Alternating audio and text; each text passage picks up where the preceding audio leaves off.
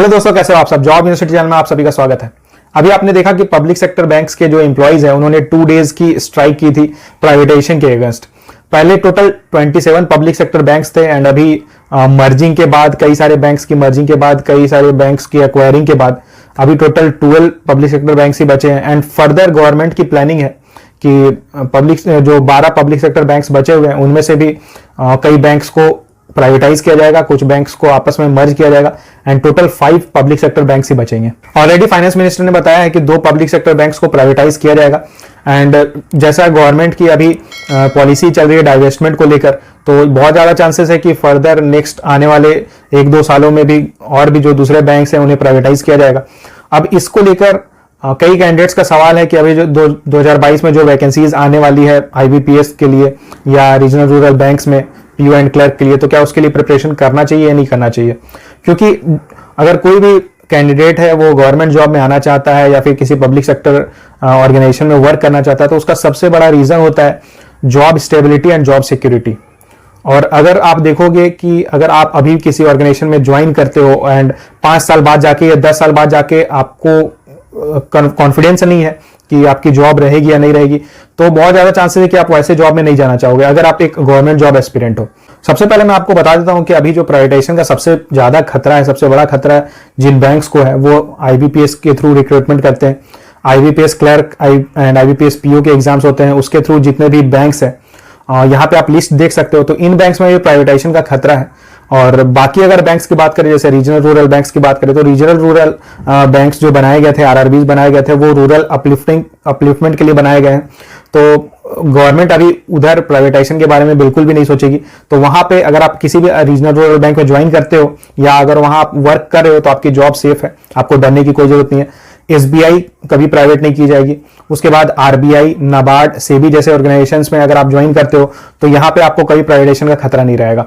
तो आप हमें कोशिश यही करो आप कि अगर आप प्रिपरेशन करना चाहते हो 2022 में बैंकिंग एग्जाम्स के लिए या 2023 के लिए अगर आप टारगेट कर रहे हो, टारगेट यही रखना कि अगर किसी रीजनल रूरल बैंक में आपकी जॉब हो जाए या एसबीआई में, आरबीआई में या नाबार्ड जैसे ऑर्गेनाइजेशन में अगर आपकी जॉब हो जाती है तो आपकी जॉब काफी स्टेबल रहेगी, आपको कभी भी प्राइवेटाइजेशन का डर नहीं सताएगा। अगर आपके पास ऑलरेडी कोई जॉब नहीं है, कहीं आप जॉब नहीं कर रहे हो, आपको जॉब की रिक्वायरमेंट है, नौकरी की जरूरत है, तो अब तो फिर आपको जो अपॉर्चुनिटी मिल रही है उसे आपको ग्रैब करना होगा। लेकिन ऑलरेडी अगर आप जैसे सपोज अगर आप एसबीआई क्लर्क में आप जॉब कर रहे हो एंड आप टारगेट कर रहे हो कि मुझे बैंक ऑफ इंडिया में या पीएनबी में पीओ की पोस्ट मिल जाए, तो ऐसी गलती बिल्कुल मत करना। एसबीआई में ही आप रहो, आपके प्रमोशन होंगे एंड एसबीआई में आप पीओ बन जाओगे। अब ये मैं क्यों कर रहा हूं, क्योंकि अभी तक गवर्नमेंट ने कोई भी फिक्स्ड ऐसा नहीं निकाला है कि इन बैंक्स को ही प्राइवेटाइज किया जाएगा। कहीं गलती से आपने कुछ किसी ऐसे ऑर्गेनाइजेशन में ज्वाइन कर लिया, किसी ऐसे पब्लिक सेक्टर बैंक में ज्वाइन कर लिया जहां की जॉब फर्दर 5 साल बाद या 6 साल बाद प्राइवेटाइज हो जाएगी, तो फिर आपको बहुत बड़ा नुकसान भुगतना पड़ेगा। क्योंकि आपका जो मेजर रीजन था जॉब ज्वाइन करने का, तो वो था कि आप सरकारी नौकरी में आना चाहते थे, आप स्टेबिलिटी चाहते थे।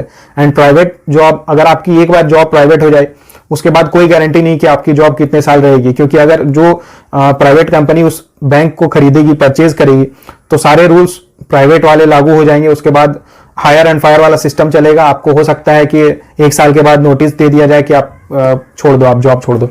हालांकि ऐसा कोई जरूरी नहीं है कि इतने बड़े लेवल पे प्राइवेटाइजेशन किया जाएगा एंड इतने सारे बैंक्स का प्राइवेटाइजेशन किया जाएगा। लेकिन अभी जो गवर्नमेंट की पॉलिसी चल रही है डाइवेस्टमेंट को लेकर एंड उसके बाद अभी बैंक ने जो बैंक की एक नई बिल लाने की कोशिश कर रही है, जिसमें पहले गवर्नमेंट की स्टेक थी बैंक्स में 51% की, जिसे मिनिमम 51% रखना कंपलसरी था। लेकिन अभी गवर्नमेंट की टारगेट है कि जितने भी पब्लिक सेक्टर बैंक्स है उसमें जो बिल है उसके अकॉर्डिंग 26% तक गवर्नमेंट का स्टेक हो सकता है। तो जैसे ही 51% से थोड़ा भी स्टेक कम होगा वो बैंक प्राइवेट हो जाएगी।